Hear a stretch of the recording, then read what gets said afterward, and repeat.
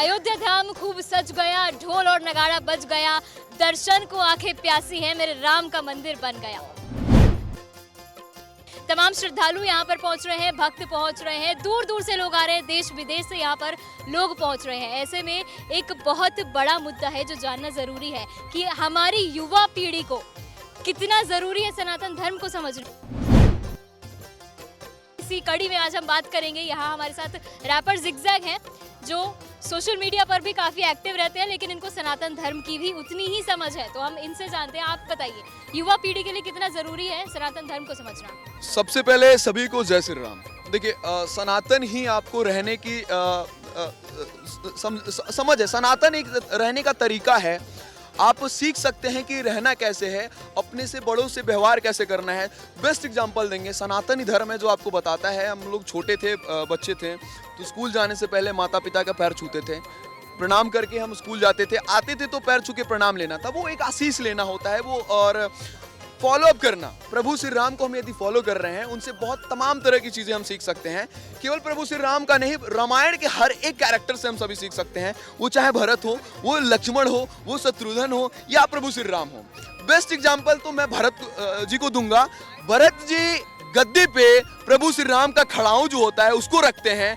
कौन राजा बनना नहीं चाहता? आज आप देखते हैं एक एक जमीन के लिए लड़ाई हो जाता है, एक एक जमीन के लिए गले उतार दिए जाते हैं। लेकिन वहां पे राजा भरत क्या कर रहे हैं? वो खड़ाऊ को ले जाके गद्दी पे रखते हैं और राजा नहीं बनते हैं। वो प्रभु श्री राम के खोज में निकल जाते हैं कि मेरे भाई क्यों हमको छोड़ के चले गए। लॉयलिटी सीखिए वहां से कि कैसे अपने भाई को करना है। अच्छा, प्रभु श्री राम का देख लीजिए। प्रभु श्री राम अपने पिता के वचनों को पूरा करने के लिए 1-2 साल नहीं, पूरे 14 साल वो वनवास चले जाते हैं। वहां कठिनाइयां देखिए, कितना कठिनाइयों को झेलते हैं। उसके बाद आते हैं बस अपने पिता के वचनों को पूरा करने के लिए। माँ कौशल्या को देख लीजिए, भरत को। अच्छा, सबसे बड़ा एग्जांपल आपको हम दे देंगे, राजा दशरथ। राजा दशरथ अपने वचन जो दिए रहते हैं, कहते हैं ना, रघुकुल रीत सदा चली आई, प्राण जाई पर वचन न जाए।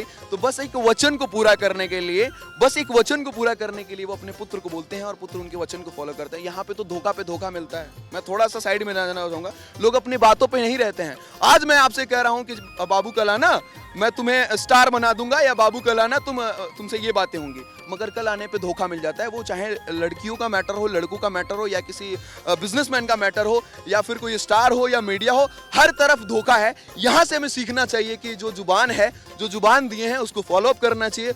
उस हिसाब से हमको बहुत जरूरी है सनातनी धर्म को देखना, समझना और उसे फॉलो अप करना, बस बोलना नहीं।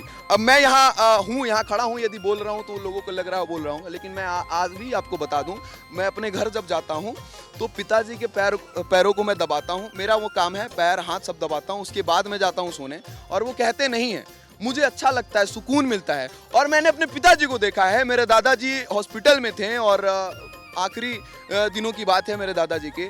मेरे पिताजी जब वो खखारते थे तो मेरे पिताजी हाथ लगा दिया करते थे, और वो मैं देखता था। तो वो चीज़ मुझ में है, मेरे दिमाग में रहता है। आज मेरे पिताजी, भगवान ना करे उन्हें कुछ हो, तो वो चीज़, वो सीख है, वो चीज़ें हैं जो मेरे अंदर। और वो कहाँ से सीखे? प्रभु श्री राम से सीखे हैं। अब मैं उनसे सीखा हूँ और उन्होंने बताया प्रभु राम से हम क्या क्या सीख सकते हैं। तो सनातनी बनना, प्रभु श्री राम को अपने आचरणों में लाना बहुत कठिन है, मगर जो ला दिया वो समझिए कि अब मैं प्रभु श्री राम को जो अपने आचरण में लाया, उसके साथ क्या होता है।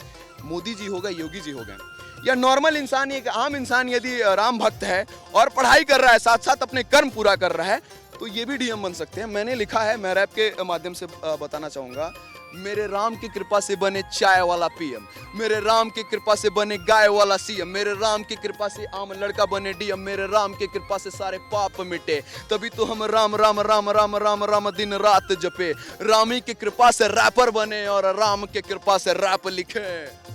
बहुत खूब, बहुत खूब, बहुत खूब। देखिए, इन्होंने यही साधारण सी बात कही है कि अगर प्रभु श्री राम के आदर्श थोड़े से भी हमने सीख लिए तो जीवन आसान हो जाएगा। आप बताइए, आपका क्या मानना है इसमें? देखिए, सनातन जो है वो मात्र एक धर्म नहीं है। सबसे अच्छी बात सनातन के साथ ये है, सनातन एक संस्कृति है। सनातन जीवन जीने का एक तरीका है जो सिखाता है कि जो तुम्हारे पिता है वो तुम्हारे पिता हैं, उनको मानो, उनके पैर दबाओ, जो मेरे भाई ने अभी बताया, उनके चरणों का स्पर्श करो। चरण उनके जो पैर है ना, वो उन्हें मात्र पैर मत समझिए, वो चरण है जिन्होंने आपको कंधे पर बचपन में जब आप छोटे थे ना, तो जब आप चल नहीं सकते थे तो उन पैरों ने वो पैर आपके पैर बने थे। ठीक है, तो ये सनातन संस्कृति सिखाती है। और देखिए सनातन संस्कृति है किस प्रकार की, मैं आपको बताता हूं। भरत जी थे, उनको जब राज्य मिला तो उन्होंने क्या किया, अपने भाई जो श्री रामचंद्र जी जो थे, उनके खड़ाओं को उठा करके उन्होंने गद्दी पर रखा, राजगद्दी पर रखा। और वो खड़ाओं जब तक वो वापस लौटे नहीं तब तक उस खड़ाओं ने ही राज किया। उन्होंने बोला यहीं पर मेरे भाई बैठेंगे। और उनमें और हम में क्या अंतर है, वो लोग राजगद्दी के लिए अपने भाई के शीश को काट देते हैं, ठीक है, और शीश को काट के अपने पिता के पास भिजवा देते हैं। क्या हुआ, उनके पिताजी ने थोड़ा अधिक जल मांगा था ना, तो उन्होंने पता है क्या किया था, उन्होंने कहा था इसको ज्यादा पानी नहीं मिलेगा ताकि ये तड़पे। और हमारे यहाँ क्या है, हम सनातन संस्कृति में जब हमारे पूर्वज जा भी चुके हैं ना, तो हम पैतृक जगह पे जाकर के जल देते हैं उन्हें, हम अपने पितरों को जल देते हैं ताकि उन्हें स्वर्ग में और जहां पे वो लोग हैं वहां पे भी उन्हें पानी मिले। अरे ये हमारी सनातन संस्कृति। आप मुझे और कोई जगह बताइए जहां पर ऐसा कुछ होता हो, और कोई जगह बताइए, और कोई धर्म बता दीजिए, ऐसा नहीं है। सनातन ही एक मार्ग है जो आपको सच्चाई की राह बताता है।